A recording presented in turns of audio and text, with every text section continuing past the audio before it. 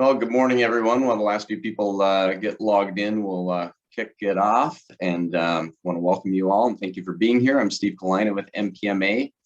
Just a few pieces of housekeeping before we kick off. Some upcoming programs we've got. On February 22nd, we've got a program on shop floor metrics, a panel discussion hosted by Productivity. On March 3rd, we've got a partnered event with PIM, the Printing Industry Midwest, a young professionals event at Top Golf. March 8th, we've got a program on, it's actually a training program on active threats hosted at LoopTech, presented by Blue Ethos. So for companies who don't already have a, an actual plan, an actual procedure for dealing with active threats, such as, bombs or gun threats, this is a great program to actually help put in place some programs at your business. So I encourage any company who doesn't already have a process to attend that. April 5th, we have our rescheduled Golden Gloves in Medina. So we'll kind of start re-promoting that again, pushed it out a little bit for some COVID numbers to go down, but excited for that event. And of course, today is our last session of the CBIZ series on exit strategies. It's been a great series over the course of the last year. Excited for this last topic, which will be a good one. Kind of getting into some of the meat and potatoes. Just as a reminder, you can post questions throughout the program in the Q&A or the chat functions if it's kind of pertinent to that moment when they ask it as we're going along. Otherwise, we'll have time at the end for a Q&A session as well. So I am going to hand it over to my good friend Brian Barcy over at CBIZ to officially introduce our speaker for the day. So go ahead, Brian. All right, thanks, Steve, and thank you to the MPMA for co-producing our Prepare for Exit series. After today's webinar, we will produce 6 Prepare for Exit sessions on a variety of succession planning topics, ranging from how to value your business, addressing family and relationship challenges, to today's topic, sell-side due diligence. Many of you have attended all the sessions, and we thank you for your time, and hope that you've gleaned some solid takeaways and considerations for your own transition planning. About a year ago, our team was having lunch with Steve, and we were discussing the long list of challenges our clients and MPMA members are consistently faced with. And while we have all been living in unprecedented times, facing challenges we never dreamed of over the last couple of years, there remains a consistent and constant challenge for business owners, trying to figure out how to successfully exit their business. And that takes a tremendous amount of time, care, and attention. It's the largest asset all these business owners have, so it's an important step to have in the process. So we at CBIZ MHM and the MPMA team wanted to provide you with tools, resources, and contacts to leverage as you think about your next steps. As we stated in our very first session, it is never too early to start succession planning, and often it is too late. As this is the final session in the series, the MPMA team will be sending out a recap email with links to all 6 sessions. We at CBIZ MHM are certainly here for any questions about any of the topics covered, and certainly topics not covered in the series as well. Feel free to give a call or drop an email at any time. More than happy to make some time for you guys. And now it is my pleasure to introduce a colleague of mine, Liz VanBroekhaven. Liz is a Senior Director of Transaction Advisory Services and has over a decade of financial accounting and transaction advisory experience, directing over 200 projects over the last 5 years. Previously, she was a manager in the assurance practice at CBIZ MHM, supervising audits in a wide variety of industry sectors. Now, while personally I don't know why anyone would leave the audit practice to go do sell-side due diligence, apparently it's working out for Liz. She's a CPA and holds a BS in accounting from the University of South Florida. Welcome, Liz. We're glad to have you with us. The floor is yours. Thanks, Brian. With all the year-end inventory observations. No, just kidding. Appreciate the introduction. Looking forward to speaking with all of you guys today. Wanted to start off with just a little bit of background about our division, my division of CBIZ. So I work in CBIZ Private Equity Advisory Solutions. We position ourselves as a premier transition, transaction, and transformation solutions partner serving the middle market and private equity groups. And so what that means is that we come to market with a variety of solutions that are, you can see a number of those here, that are really intended to provide and partner with our clients to help them go through transactions, transitions, and transformations. If you want to go to the next slide, as Brian indicated, sorry, Lisa, you would just go to the next slide. Oh, back one. Great, thank you. As Brian indicated, my specialty is transaction due diligence. I'm a member of our transaction advisory practice, or TAS practice. We're a division of CBIZ Private Equity. We're a national practice that focuses completely on due diligence. My team performs a little over 200 engagements a year, and about 40% of those are on the sell side. So our team really focuses on the buy side, sell side, and tax due diligence and structuring process. And like I said, we do about 200 of these processes a year. So that is a little bit of background on us. Let's dive into the topic here. If we want to go to the next slide, and we can talk about about the sell side due diligence process. So to start, what is sell side due diligence? Sell side due diligence is best described as an introspective assessment of a seller's own financial position.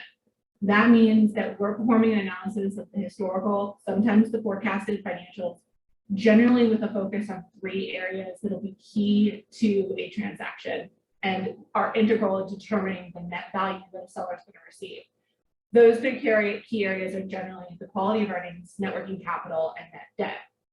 At its simplest level, a sell-side due diligence is going to be identical to a buy-side due diligence. It's going to just simply be commissioned earlier in the overall sales process. So if a sell-side due diligence is nearly identical to a buy-side due diligence, what really are the benefits of a sell-side quality of earnings in a sales process? Why not just go to market and go through the buy-side, right? First, well, one of the key benefits of a diligence process is having an independent, reputable third party that's performing the diligence process.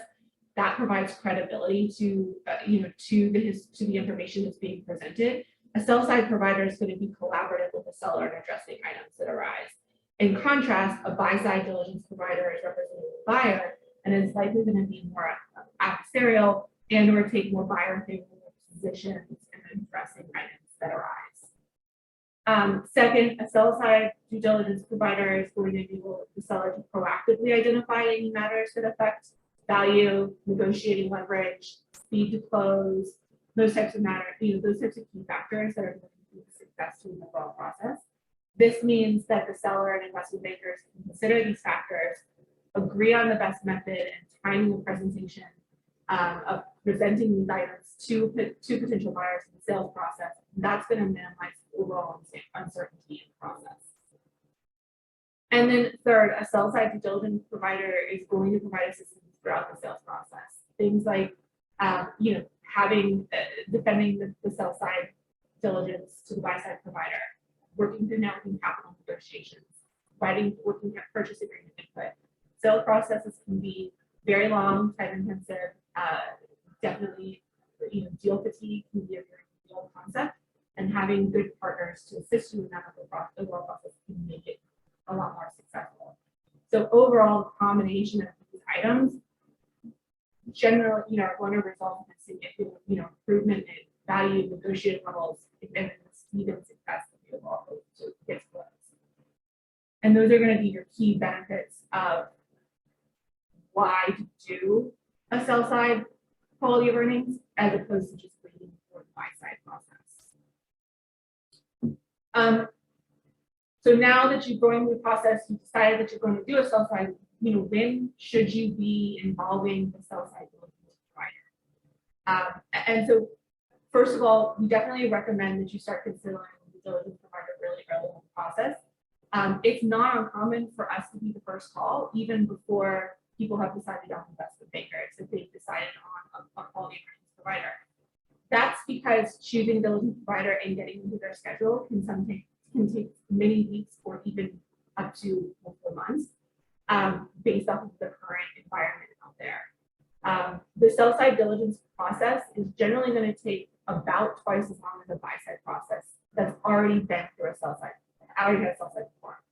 So what that means is everything else being equal, same company, the sell side is going to take twice as long as the buy side, assuming that a sell side is already been performed on that entity. This is again goes to what we talked about in terms of the benefits, in terms of speed to close, that you're not working through that process while you're also under exclusivity, trying to work through negotiations of the purchase agreement and other key factors. Because not having a sell side perform is going to significantly extend the amount of time that a buy side is going to take. For context, a standard sell side is generally going to take between 6 and 8 weeks, while standard buy side is generally going to take 3 to 4 weeks. Those are general timelines. It's always going to be to the individual specifics of the complexity of the entity, the time limit, how much dedicated support the entity can provide in terms of going through and getting information and pulling the data that's necessary. And so those timeframes are always going to be, that's why there's such a range. In determining when in the process to start a sell side due diligence process, you're going to be balancing 2 key factors. The first is going to be the need or the desire to have that sell side diligence information available to be included in things like the SIM or the management presentation or similar that's being prepared and when you're going before going to market. This means that you're going to be trying to push the diligence process earlier in the overall timeline to have it completed right to be incorporated. The second and competing factor is the need for that information to be up to date. So you're always going to want, what that means is you're always going to be wanting to present available financial information. That means pushing the diligence process later in the overall timeline. So these are going to be 2 competing factors that are going to have to be balanced with capacity, with the overall timeline that's going to take for the process. Making the decisions when to start the diligence process is likely going to be a collaborative discussion between the seller, the investment banker, and the diligence provider to determine what the right answer is for the transaction. Not uncommon for the answer to be, hey, we're going to do an initial sell-side process so that we have that information early in the timeline, and then we're going to immediately start, work on a roll forward. So, hey, we're going to go through year-end fiscal year 21 right now, and we're going to go so that we can go start going to market in March, and then get immediately starting in April, we're going to work on a roll forward to Q1. And so there's different options and availability for what is going to fit into the right timeline and your particular process. And that's definitely going to be a collaborative discussion between the advisors and the sellers. So what are the unique aspects of the manufacturing sector on sell-side quality of earnings? Every industry is going to be unique. Working with a team that has the right industry expertise is important. It's going to be key to providing credibility and for them to be able to partner with you and to truly provide the necessary support. Some of the key aspects that we're going to focus on in the manufacturing sector on a sell-side quality of earnings are going to be what you would think about. These are things that are going to surround the manufacturing process and the relationships that you're going to have with the manufacturer. Things like inventory costing. What are the costs that are being capitalized in inventory? When are they being capitalized? How? How often are any assumptions being evaluated that are going into that process, i.e. around overhead and labor capitalization, for example. Inventory controls. What are the key controls around counts, adjustments, etc.? These are going to go hand in hand. It's not uncommon, right, depending on the size and nature of the business, for certain analysis to be the processes to only be done annually. Our process, or sell-side quality earnings, like we said, is going to work with the most up-to-date information. And so generally, you're going to be looking at 2 comparative fiscal year periods and a most recent LTM or trailing 12-month period. And so when you have adjustments or information that's only done through the annual process, through annual costing, inventory costing, or controls, or other things that we'll talk about, these are the items that are going to need to be adjusted and normalized so that they're presented in all of the individual periods, really, not just the fiscal years that you have here in close process. Other key areas are going to be key reserves. So key reserves around things like obsolete, we all think about inventory, about AR, right? But other things are obsolescence, scraps, returns, warranties, How often are these being evaluated? What is this process in terms of adjusting for those and capturing concerns? And then things like rebates and customer terms. So does the company have, does it make material rebates, reward programs or similar with vendors or customers? How are these being tracked and evaluated and reported? Is it in accordance with GAAP? Are there normalizations that can be made on a monthly basis or anything else in period for year-end processes? So these are some of the key areas that are going to be unique to the manufacturing sector in the process. Like I said, each company is going to be unique in terms of their systems, their processes, their time policies, the application of these individual items. So our sell-side due diligence process will focus on these areas and how each of them are going to impact those three key areas that are going to impact value, which is the quality of earnings, net working capital, and net debt. So we're going to talk in the next slide, guys. We'll talk a little bit more about each of those areas that are the key process. How should you select a provider? And so we think about three key inputs, we really think about three key inputs in selecting a provider, and that's going to be reputation, expertise, and value. For reputation, you really should consider the overall reputation of the firm you're choosing. One of the key benefits of the sell-side diligence is the reputation and the credibility and the reliability of that the sell-side provider brings to the table when they're putting forward that information. And so just like choosing any other third-party consultant where someone else is going to rely on it, their reputation out there within the environment is going to be important in terms of how they're viewed from a credibility and reliability of that information is. Expertise. So we talked a little bit about expertise in terms of industry, and that is absolutely important. Making sure that you're working with someone that has experience in your industry is absolutely important. It doesn't necessarily have to be within your specific type of manufacturing, as long as they have the expertise within inventory, those concepts, and within the manufacturing space, they will generally be able to work within you. But what goes even beyond the industry expertise and is many times more important are the deal expertise that a team has. One of the things that we see in the marketplace on the buy side as routinely causes issues in a process, either through retrading the deal dying, or other factors, is the seller going with a provider that transaction due diligence is not their primary focus. Liz, things like, go ahead. Sorry to interrupt. It's still been a little tough to understand you. I'm just wondering if can you try switching just to your computer audio versus using the earbuds? Might that help? It's not bad. It's just a little tough to follow every word. So. Absolutely. Sorry to break in. Is this any better? It's still a little muffled, but maybe it won't be as, try it for a little bit. We'll see how that is.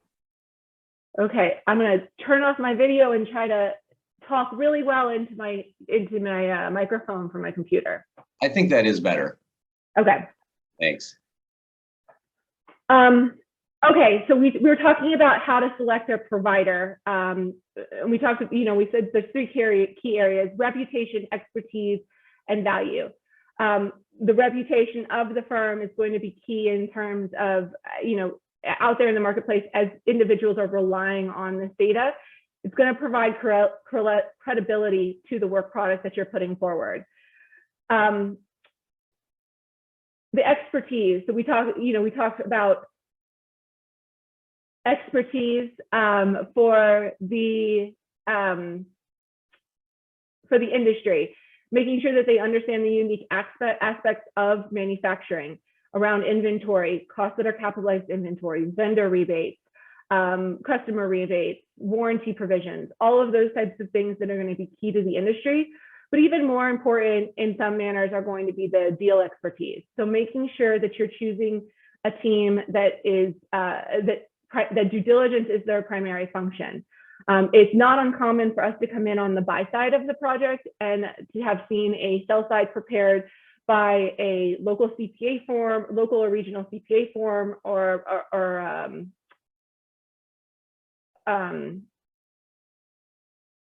advisor that only does a couple of these types of due diligence engagements a year. And those are going to be the most likely scenarios where we're finding material deal impacting, deal retrading issues that are going to threaten the overall process. And so it is definitely important that you're choosing a team that's got the deal expertise, that this is what they do day in and day out, because they're going to be able to provide you the assistance. And then next is the value. The diligence process, it focuses on the quality of earnings, net working capital, and net debt. All of these items are going to have real and material impact on the net value that a seller receives. And in the next slide, we'll go into a little bit more detail into how that functions.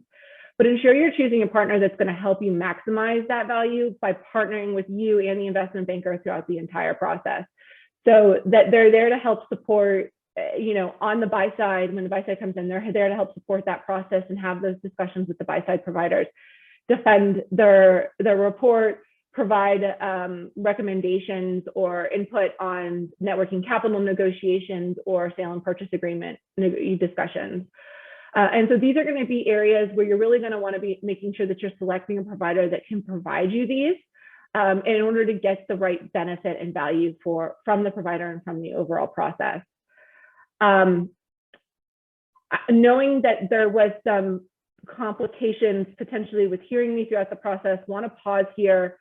Any areas that you guys would like me to revisit before moving in and digging a little bit deeper into the key areas that are in the financial and accounting due diligence process?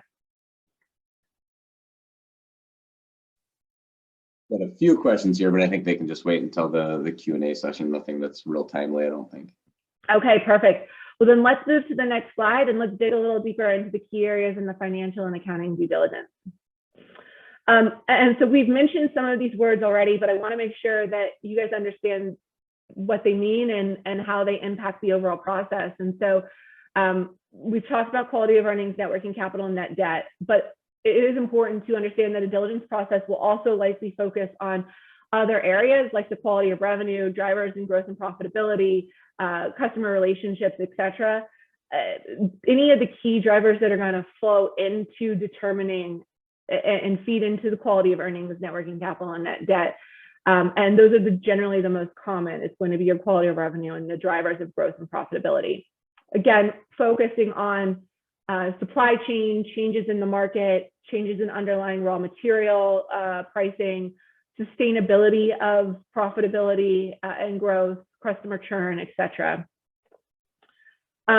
The quality of earnings is going to focus on, which is also sometimes referred to as quality of EBITDA. It's going to focus on analysis of earnings before interest, taxes, depreciation, and amortization. And it really helps to separate recurring versus non-recurring revenues and expenses and normalization of those revenues and expenses to determine what the normalized EBITDA is, which is the normalized or adjusted EBITDA is one of the key metrics in determining the valuation and purchase price in a transaction.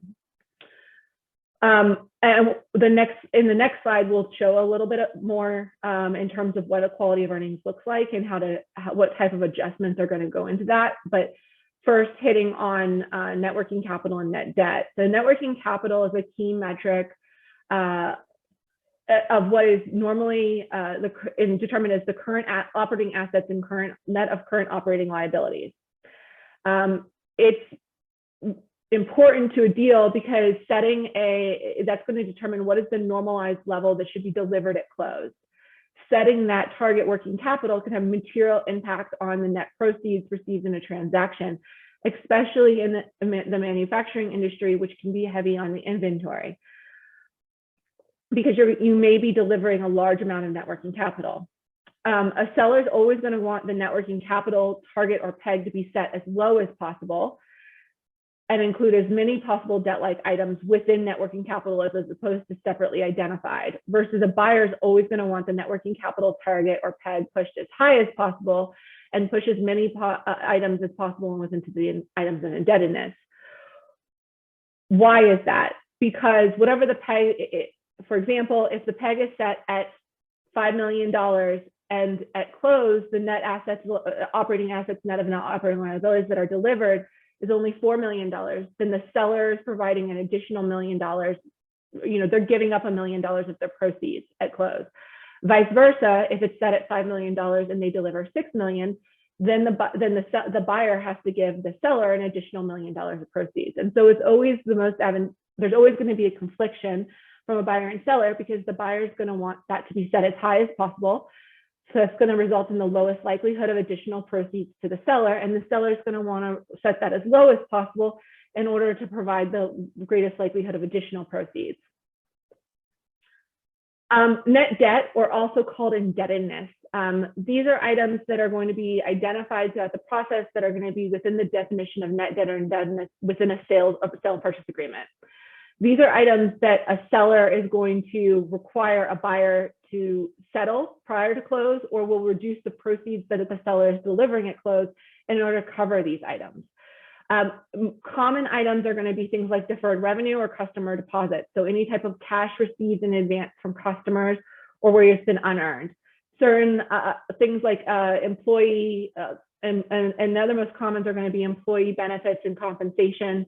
But there are quite a variety. Again, because these are items that are separately identified and that we're going to require the seller to settle them with cash at close or reduce the amount of proceeds, it's always to a buyer's favor to have as much items determined or classified as indebtedness or net debt as possible. And it's always to the seller's favor to have that as low as possible and those items incorporated into net working capital.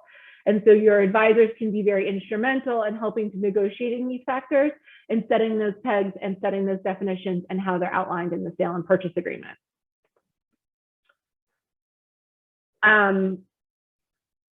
So moving into talking about what the quality of earnings looks like, we can move into the next page. Okay, so perfect. So this is a simplified version of what a qualities of earnings table would look like, but it can be helpful to you guys, for everyone here, to understand, really what is the drivers, or what are you looking for here. And so due diligence adjustments, we've got a couple of examples here. We can walk through those. So first to talk about would be the inventory reserve and bad debt reserve. These are out of period true ups. And so this is what we talked about, where, depending on the company's policies or procedures, they may only be, how often are they adjusting their reserves for inventory, for bad debt, for warranties, for those types of things. In this example, there was a true up of the reserves that occurred in the most recent period, i.e. they increased those reserves, resulting in higher expense and lower EBITDA. We were able, through our analysis, to help put together a presentation that supports that a material portion of that additional reserve or the additional expense that was in the LTM period actually related to prior periods, and pushed that expense out of the LTM period and into the prior periods. Again, because your adjusted EBITDA is utilized is one of the key factors to determining your valuation, it's most advantageous to a seller generally to have the highest supportable adjusted EBITDA. While there are many other trends that are going to go into that, such as your trend and adjusted EBITDA margin, overall growth, sustainability, gross margin. I don't want to mitigate those other factors, but at the end of the day, the adjusted EBITDA is one of the key factors in determining the overall valuation. And so these two adjustments were out of period adjustments, meaning we pushed out of period expense that was out of period from the LTM period and into the proper period. Adjustment B, so this is a pro forma adjustment for CEO compensation. In this instance, this was a privately owned business, and so the owner wasn't taking compensation.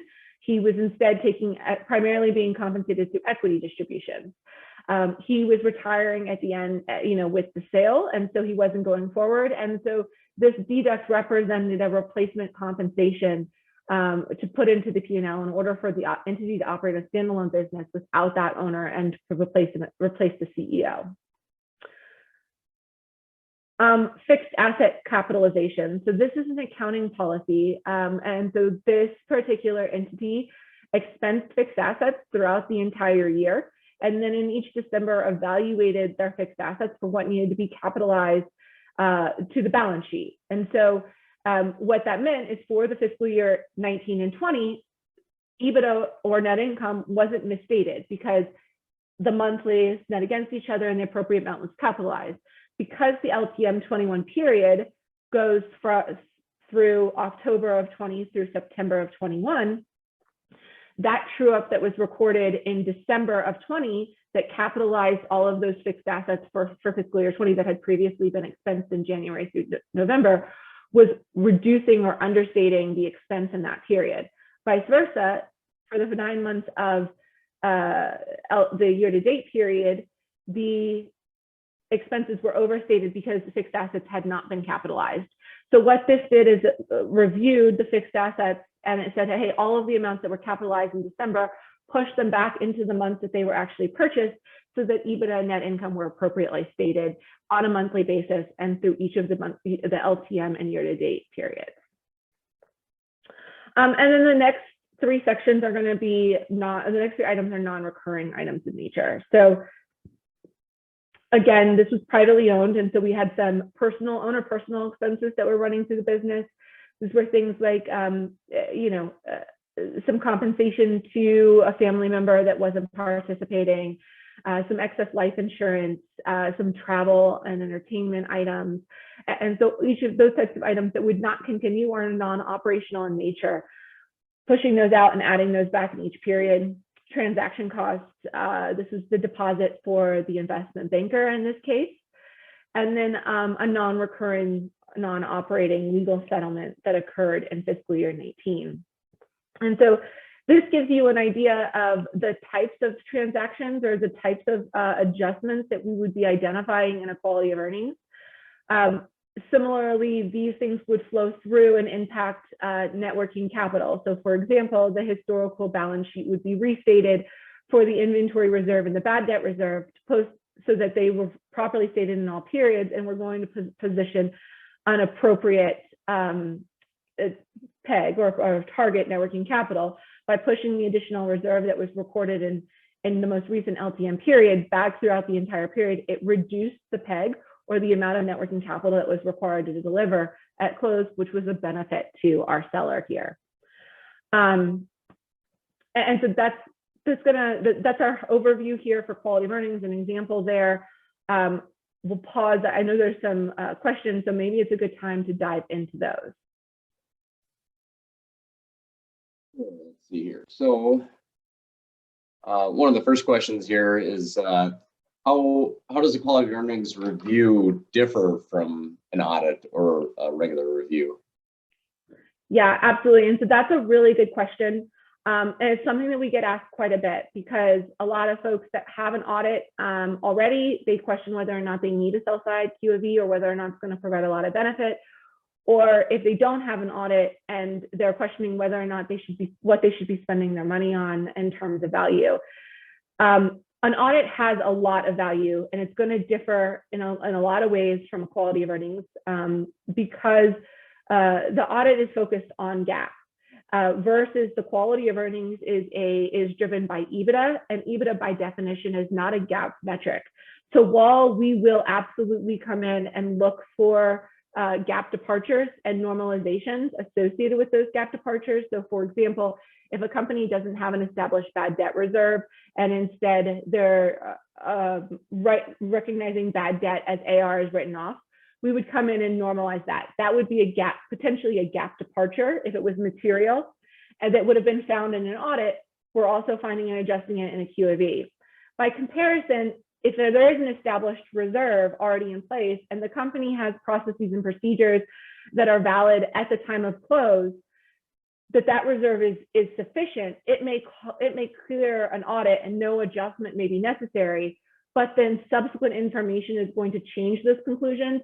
Because we are not grounded or EBITDA is not a GAAP metric, we have the flexibility to therefore adjust that number back into prior periods, even if it's not a GAAP departure, even if it is a GAAP departure, because we have the subsequent information, we're more focused on normalization. An audit is also going to be focused much more on annual information, and they'll do detailed testing. So there's going to be AR confirmations, cash confirmations. There's going to be grounding, and so that's part of what brings credibility to an audit. Is some of that detailed testing and the independence and those items that are necessary as part of an audit. In comparison, the quality of earnings is going to be much more analytical. From an invoice support, we're really going to be focused on what are the invoices that are impacting EBITDA adjustments, the legal settlements, or one-time costs, et cetera. Those are going to be the types of invoices that we're looking at. We're not going to come in and perform an AR, AR confirmations or cash confirmations and the like. And so each of them provide reliability and credibility to the historical financial statements and to the financial numbers. They just have different uses. The audit is really focused on GAAP basis historical reporting, versus a quality of earnings or financial due diligence is going to be much more focused on and have greater amounts of flexibility in terms of normalization. And so the best case scenario is to have both. Having an audit is always going to provide greater amounts of credibility to the overall process, but an audit is not going to replace a quality of earnings in a sell side process because of their specific uses. Gotcha. One other question that kind of relates to something you touched on a little bit. You mentioned sometimes you've got perhaps a family member who's getting some kind of compensation. Maybe they're not operationally involved, and that's obviously pretty obvious to maybe take out of the equation. But we've got so many of our members that have semi-retired, I'll say, owners who are maybe they're still operationally involved, but perhaps they're still drawing the same salary they were when they were full-time.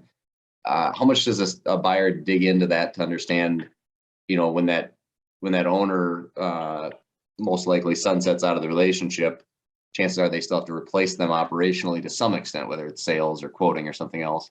They dig into that quite a bit and kind of split up the salary or the compensation. Yeah, and so there's multiple answers to that question, and it's a great question. We're going to focus on understanding what are the roles and responsibilities that person truly has in the historical period that would need to be continuing or ongoing post-close, and understanding is there capacity within the existing management structure to take on those roles and responsibilities, or would there need to be added costs in order to replace those on a standalone basis? So that's what we're going to focus in on from a sell side due diligence. A buy side may have different perspectives depending on what type of a buyer you're looking at. If the company is being utilized as a platform or a standalone from an acquisition standpoint, then the sell side perspective is going to be very applicable, because you're going to be looking at the process on a standalone basis. What are the necessary costs for the business to run without any additional structure? However, it's not uncommon for us to be working through these processes as either add-ons or roll-up strategies. What that means is, hey, a private equity group or a family investment company may already have a platform existing, and they're acquiring this entity to bolt on or add on to that existing platform because it provides synergies or downstream or upstream processes, et cetera, that it just makes it a good acquisition or a good fit to grow that particular platform. Alternatively, it would be a roll-up strategy, which we see where you may be buying multiple entities in the same exact space in order to consolidate them, have synergies in purchasing power, corporate overhead, et cetera, in order to roll all those opportunities, on the same industry or same space up together.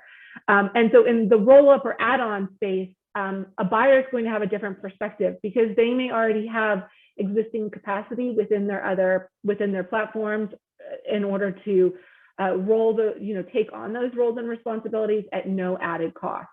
And so again, this is a space where, from a sell side perspective, we're going to want to understand that, but I think we have flexibility in presentation.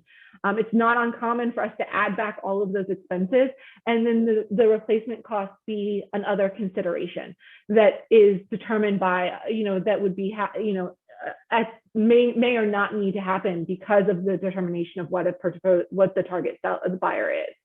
And so it's really going to have varying perspectives based off of who the buyer is.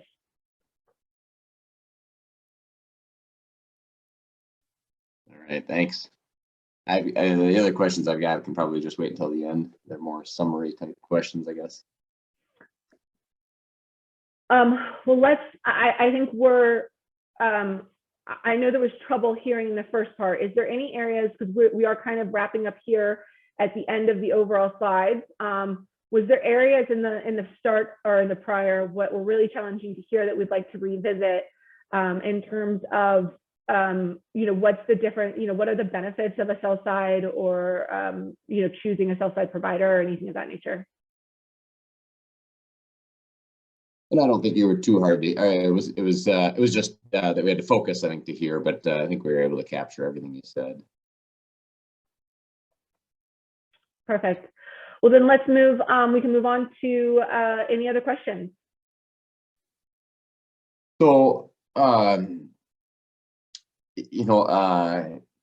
most of our manufacturers love to jump right to costs on things. So, what's the kind of the cost of doing a sell side quality of earnings? Yeah, and so again, I'll focus on, that's always going to be hard. It's like anything, cost is going to be determined on value. And so we talked about, picking a sell side provider, ensuring the reputation, expertise, the value that they're going to provide, that they have the background to perform that, because it's so important in the overall process and really can have very material impact to the overall valuation. But so it's like anything else that you're selecting, depending on the quality of the provider, their reputation in their space, their expertise, and then the individual and unique aspects of the company that is being sold. So, are there multiple entities? What is the structure? How complex are the adjustments? There's quite a large variety that can go into determining the cost. I would say a general rule of thumb is if you're selecting a financial due diligence provider that has equal reputation quality as an auditor, you're generally going to pay somewhere between 1.5 and 3 times the cost of an annual audit. Part of that is, and then a large part of that is because we are looking at 3 times the period that an audit is generally going to look at, right? So an audit is going to be focused on a single year. We're going to be focused on 2 historical years plus an LTM period. We're also going to focus on monthly. And so a general rule of thumb is everything else being equal for the same company, you're somewhere between 1.5 and 3 times. And again, that's going to vary depending on the complexity of the entity and how the company's historical reporting are. If there's significant gap departures in the historical, if the company's never been audited, it's obviously going to take more support to go through that. And I guess that dovetails into other areas that how you can prep for this, how you can be prepared for an overall process. There are a variety of ways. If you think you'll be going through a process in the next couple of years, having that long-term vision of starting to get an audit now, because having audited balance sheet is very important from an inventory perspective and an AR perspective. They're going to help you with some of your controls. They're going to help you with some of your processes in that perspective. And so if you're not already getting an audit and you believe you're going to be going through a process in the next couple of years, getting an audit or starting to get an audit performed on an annual basis can be very helpful. The other key thing that people can do in the private sector that we see in the private equity sector. So private equity is always, when they have a platform or company, even if a sale might be 5 years off, they are continually tracking these types of one-time non-recurring events, et cetera, that may be happening throughout the year. Maybe it's an annual evaluation. It could be as simple as a Word document or an Excel file, whatever the case may be, but it's going to make it a lot easier for the retrospective analysis to go back sometimes, 2, sometimes even 3 years, depending on where in the process you are, to if you're starting to track some of that information. And then we talked about what my team does from a CBIZ private equity advisory group. We have sell-side, there's sell-side readiness, there's prep for exit, There's all those aspects where you can have people come in and help consult and get you prepared. There's EBITDA maximization that you can come in and say, hey, where are the areas that we can help maximize EBITDA? Go ahead and see those savings now, implement them so that they're not pro forma or projected savings, right? Because those are always harder also from a value perspective. If you have areas where you think there's great opportunities for savings or there's potential opportunities for savings, getting those implemented and at least a couple of months of those savings being seen in the historical financial statements is going to make those types of savings able to be pushed back, or those types of pro forma adjustments more reliable and achievable and more likely for a buyer to provide you credit in your EBITDA if they've already seen them be implemented, versus if you're saying, hey, this is something we have the opportunity to do going forward. And so if it's something that if you're considering a sale process at some point in the next couple of years, these are all great things for you to do on an annual basis or quarterly basis, something of that nature, in order to be thoughtful and prep, because that's going to make the overall process a lot easier and provide you better value, better success at close, and less deal fatigue overall. Perfect. So, a lot of our companies right now are faced with necessary investments. I mean, I'd say over the years, obviously you always have the decision to make on whether you're investing in capital, but, if it's an operational investment, if you need to buy a new mill and you've got the workload to justify it, those are pretty easy decisions. But now it seems like there's just so many more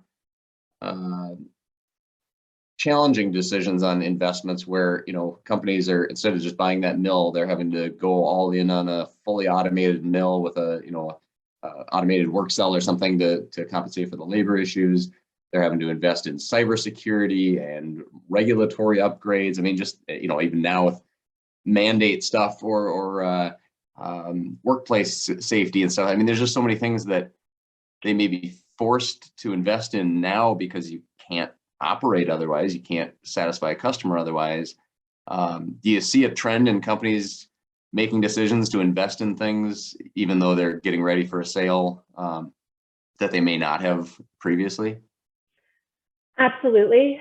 And there's ways for us to work because it's going to position them it can position them more advantageously within the market. It can position them for the better overall process. And so we are seeing that routinely. And then that's the nice thing about the quality of earnings and our process as a due diligence, as opposed to an audit or, that's purely GAAP basis, is that we have a lot more flexibility in how we approach those things. So, things like capital investment and can provide credit in terms of valuation, overall valuation. Hey, we have the fixed assets here we've made these really large investments. And so that's increasing our overall value of the company. Some of these other items that maybe can't be capitalized, but they're one-time investments, or they're higher investments right now to get up to speed, to get them implemented in terms of implementation costs. And then they trail down into a more reasonable ongoing expense. Those are all types of things that we are able to normalize out. In terms of the non-recurring one-time expenses, those are the exact types of things that we're focusing on. And so we're able to position it, and we work with the seller and with the investment banker for management presentations, for how we're presenting this in our report, for how we're going to market in terms of, hey, these investments are being made in the company that's increasing the value that you're receiving, but we're going to add back the cost because we've already done it. That's a capital contribution that we're making at this time, even if it wasn't able to necessarily be capitalized into capital as a capital contribution onto the balance sheet from a GAAP perspective. And so there's a lot of flexibility there in the quality of earnings to help present that and tell that story. And that's one of the key benefits of getting a really good provider and a partner in the process, is they're going to provide you that collaboration and presenting that information and putting together analyses and data that help support it. Okay. Well, those are all the main questions I had. I guess I'll have one more that's just kind of, a summary question, because I know you've covered a lot on, things that companies need to evaluate and look at as a part of the quality of earnings. I guess, do you have just kind of a parting recommendation on just the things that they really need to focus on to get ready for a sell side quality of earnings? Yeah, I would say the biggest hurdle that I see people have when they're preparing for this type of process is, or when they're going into this type of process, is doing it very quickly and not taking the time to prep. And that can be necessitated sometimes. We completely understand, given marketplace dynamics or other pieces, other particular provisions in the in a deal or in your personal in the seller's personal needs. But taking the time to prep can be is extremely important. Selecting the appropriate advisors to help you from an investment banking and sell side due diligence provider perspective, going through that process and prepping the historical information, being thoughtful about all of that. Taking the time to do that is key. One of the other spaces that we see real deal issues or deal dynamics where things can fall apart is in the deal fatigue, because if a deal is rushed into and there's not sufficient support internally, because hey, a company it's privately owned, it's operated at that level, and that's been sufficient to operate it historically. That's not necessarily the level of capital or personnel or expertise that are going to be necessary to get through the diligence process or the deal process and to close, because it's not just the financial side. The due diligence on the whole deal process is going to be impacted. It's going to impact HR, it's going to impact IT, it's going to impact legal.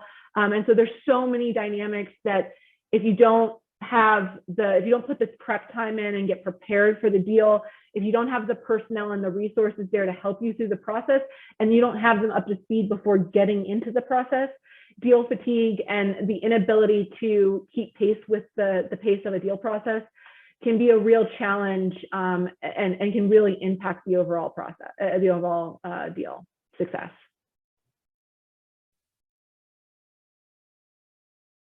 Great. Well, I don't see any other questions, and so I think we can probably wrap up here. So we really appreciate the presentation, Liz. That was great. A lot of helpful information. I know it's a lot to take in. So obviously that's why we have CPA firms to help us dig into all this and figure it out.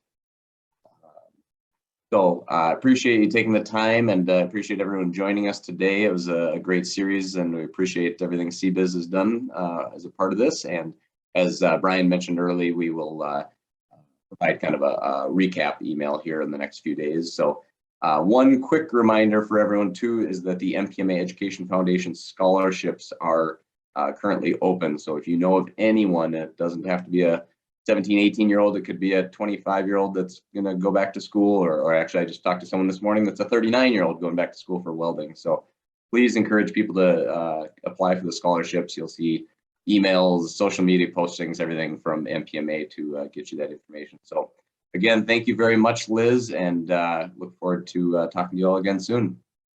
All right, thanks, Wiggs, and thanks, Steve. Appreciate the opportunity to partner with you on this series. Thank you, everyone. Stay warm.